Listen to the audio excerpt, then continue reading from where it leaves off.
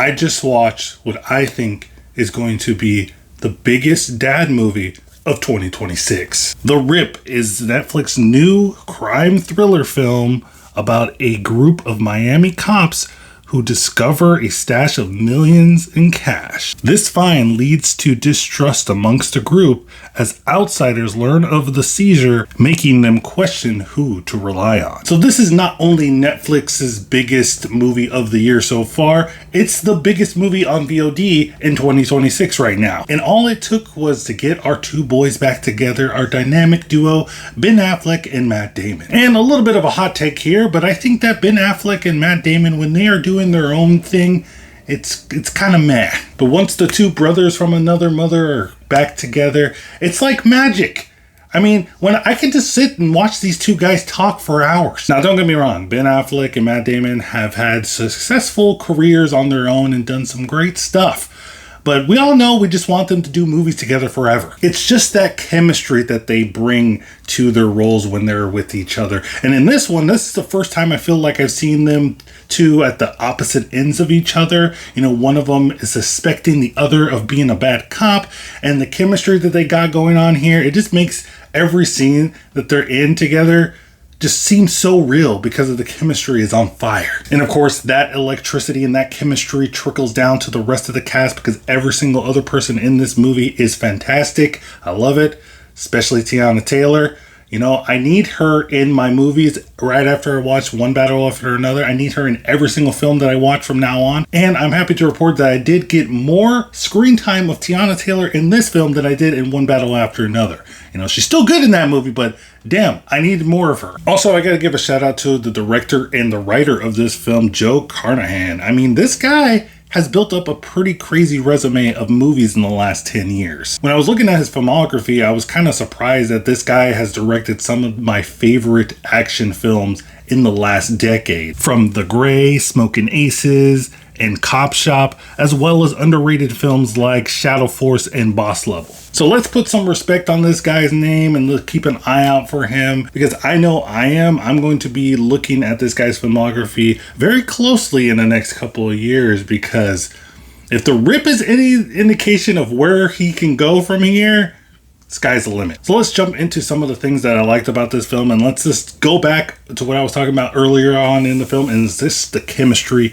in this film is off the chain. Ben Affleck, Matt Damon, Tiana Taylor, everybody else. That dude that played Glenn in Walking Dead.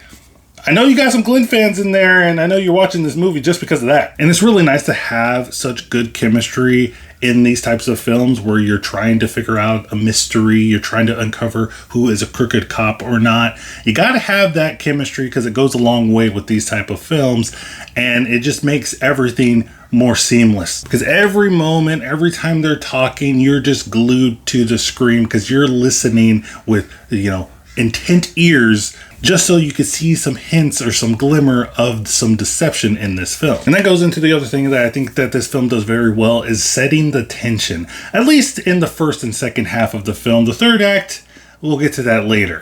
But the first two acts of the film does a really good job of building the tension. You're really on the edge of your seat. And like I said, really invested into the story because you want to see how things are going to be playing out. And with that tension, they do a good job of making you kind of leading you into a red herring in certain situations, because this is a murder mystery kind of situation that's going on in this film, and you're trying to figure out who is the crooked cop. Are there more than one crooked cop? And they do little things in the film that lead you into one direction or another. And this might be one of the rare times that I say that this was a good movie to watch at home, because there's certain things in this film that you need to pause and you need to stop and you need to examine, because I found myself a lot of the time just pausing and rewinding to see what text was going on people's phones or on their laptops or tablets, just so I can solve the mystery. That's how invested I was into this. And many times in the film, I was for sure that certain characters were the bad guys, and then something would happen, they would say something, or they would do something, or something would pop up, and I would just say, okay, maybe you're not the bad guy. Those first two acts are so good. Like I said, the tension, the characters, the dialogue, the mystery, everything is leading up to this moment that you're hoping is going to be an epic conclusion. And then we do get to to that third act. And while there is some stuff that I do like in the third act, there's a really cool chase scene in the third act, but ultimately I do feel like it kind of just like falls flat. And that's because in the third act we do get the reveal of who is the bad cop, and I think once that happens, you kind of feel like, okay, where do we go from here? And it does feel like the film doesn't really know where it wants to go, or where it's leading to, or if it's going to add another mystery to the story. And I do feel like with that, it just makes the movie feel like it's a little bit too long. It didn't need those last 10-15 minutes of the film. And I guess just for someone like me who watches a lot of movies, they do something in this film that is just a nitpick of mine in these type of films, and that is when the mystery is about to be solved, and the character that has been following this mystery throughout the entire film gathers all his evidence and clues and then presents his case to everybody that is left in the movie.